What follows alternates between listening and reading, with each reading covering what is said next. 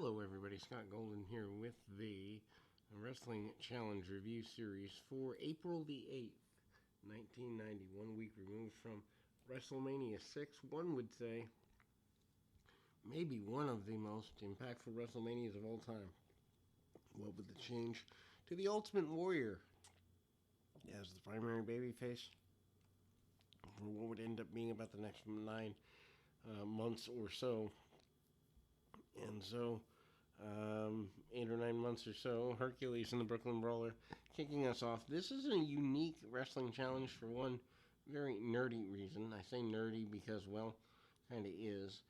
And that is the one wrestling challenge that Vince McMahon does commentary with Bobby Heenan on. McMahon for years does the A Show Superstars. Did not do challenge, never did challenge except for this one program.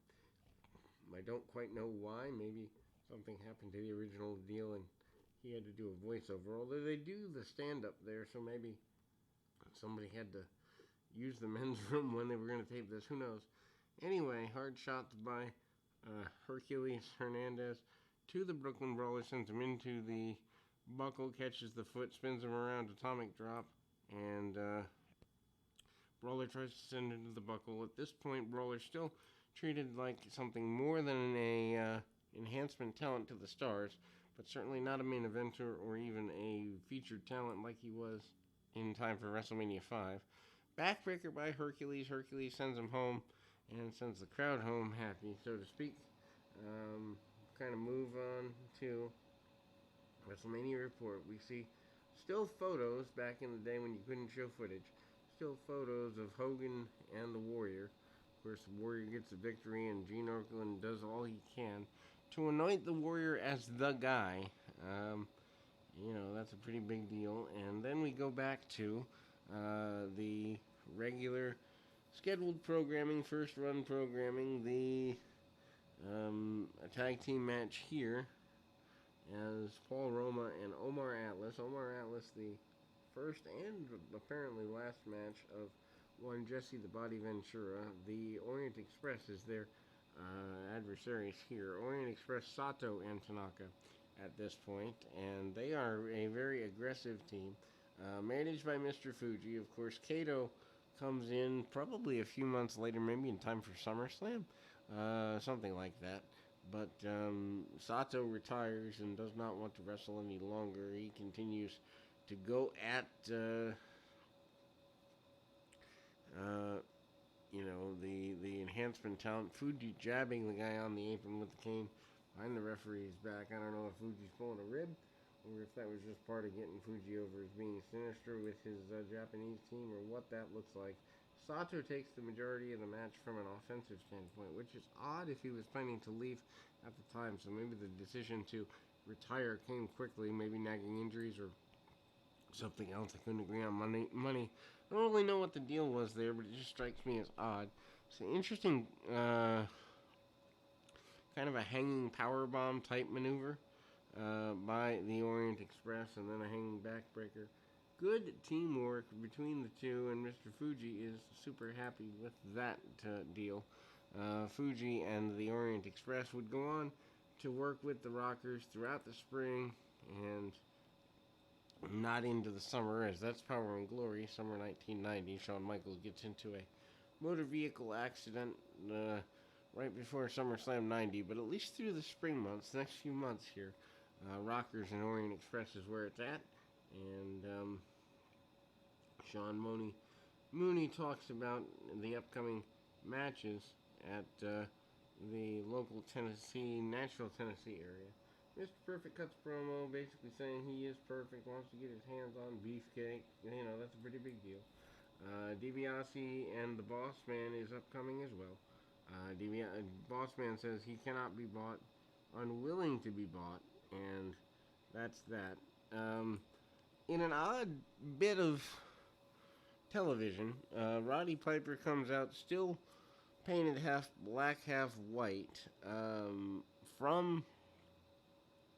half black anyway, from a week before at WrestleMania. So either they taped this right before or there's an issue. His chest is not painted. His face, however, is. So of course he's white, and I guess they were going to continue the feud between Bad News Brown and Piper, but Brown chooses to leave early, late, in time for SummerSlam '90. So they end up continuing, or right after SummerSlam '90. So they end up continuing. The Conquistador, one of them, returns in full Conquistador gear. Piper with a bunch of brawling and grabs a neck breaker and then gets a super quick victory under 2 minutes. Pretty big deal. They're already plugging WrestleMania 7 here. Rick Martel comes out and he is going to have a full scale modeling spread deal coming up, apparently. That is that. And we then see, or will see, that Rick Martel sprays arrogance at Gene Okerlund, but he's not sure whether he thinks Frankie and Coco Beware smell worse or whether Jake Roberts and his snake smell worse. Ronnie Garvin, who I thought had left by this point in 1990, although I actually thought he finished up at the WrestleMania show, but I guess I was wrong, is in an enhancement match here. And I mean, he's snug with the guy. Tries to cinch up for a suplex, doesn't get him up and over right away.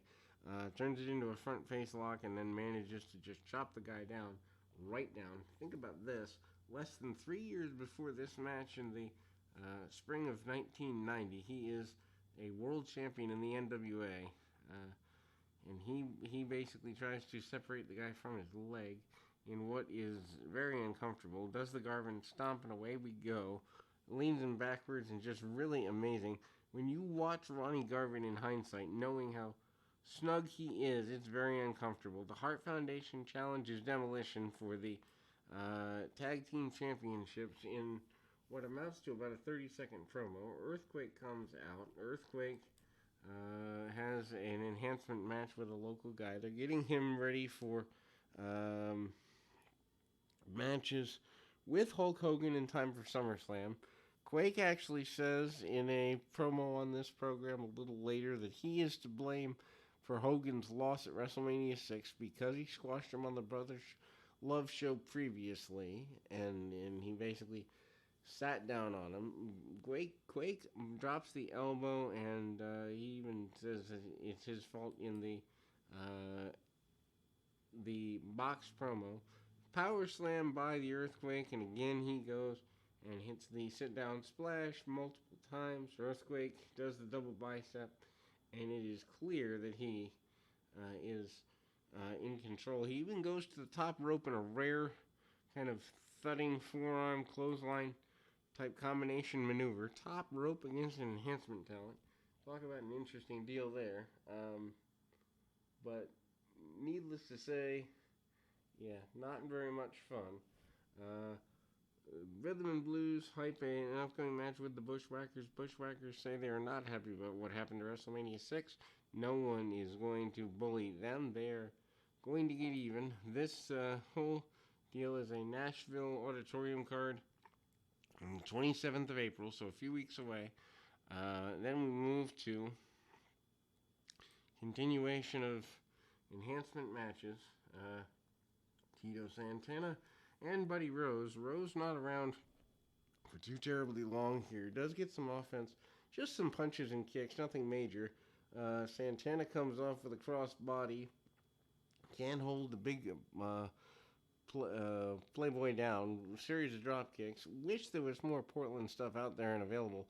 Because I would love to cover Portland, mainly because I haven't seen virtually. I think I've seen maybe 2 or 3 full TV shows. Rare stuff Portland is. And it's sad that territory didn't make a lot of it stick and stay. But anyway, Irish whips by Santana. Santana with, needless to say, a series of arm drags, among other things. Stays right on the arms of the man, and it is clear that he is not willing to take a backward step. Stays on the arm, and he's pretty intense. Then we go post-match after we see Santana hit a hit a flying forearm, gets the victory. 1, 2, 3 in the middle. We see um, Rick Rude in the gym, just about to do some lifting and other workout related stuff, makes an open challenge to the Ultimate Warrior now that he is the world champion. Says that he is the only man that has ever beaten the Warrior in the World Wrestling Federation. At this point, a factual accuracy, and that he wants the first crack at the series of matches with the champion. Then we go to an interview with Earthquake, who says he's to blame for Hogan getting defeated at WrestleMania 6 by the Warrior. He even intimates that the Warrior was putting poison into his veins, does Hogan in a rebuttal promo. He also says he's going to take care of the Earthquake once and for all, but there's almost a hint of Hogan either turning heel or trying to turn the Warrior in the mind of the fans. I don't really know what it is, but then we go to Rhythm and Blues against Mark Young and Louis Spicolli, R.I.P. Louis Spicolli. Valentine has dyed his hair black for this, so he's not a happy fellow. I remember having a chance to talk to the Honky Tonk Man one time, and he regaled upon me that Valentine did not like having to dye his hair. Honky with some real basic forearms, nothing to write home about, but at the same time, Honky Tonk Man, one of those guys, can get heat no matter what he's doing at any point in any way. Young manages to grab the head of the Honky Tonk Man, and Valentine in with a knee from behind, kind of stays on him a little bit. There we go, and ultimately, the team of Valentine and Honky win, but not before Valentine takes a couple of drop kicks. Spicolli comes in, tries to fire up on Valentine, doesn't get all he wants on that. Valentine turns him around and hits him with a bunch of clubbing shots. Valentine and Honky Tonk Man get the victory working together, and then we go to an event center promo. DiBiase says he's going to get even with the Boss Man once and for all. No one embarrasses the Boss Man, and everyone has a price for the $1 Million Man, and ultimately that will close us out pretty much for today after an Ultimate Warrior promo where Warrior agrees that he will fight Rick Rude. He wants to equalize the forces. He's actually has both belts at this point, so thinking that this, actually the promo has to have been taped before or right at this point, but he's wearing one belt around his head, one belt around his waist, and the Warrior is certainly, actually might be one of the only promos that is seen, but in any event, that'll close us for today. We may be back with more, but we've got over 1,100 audios for you to check out. Please keep your feet on the ground, your mind in the moment. Until next time, everybody.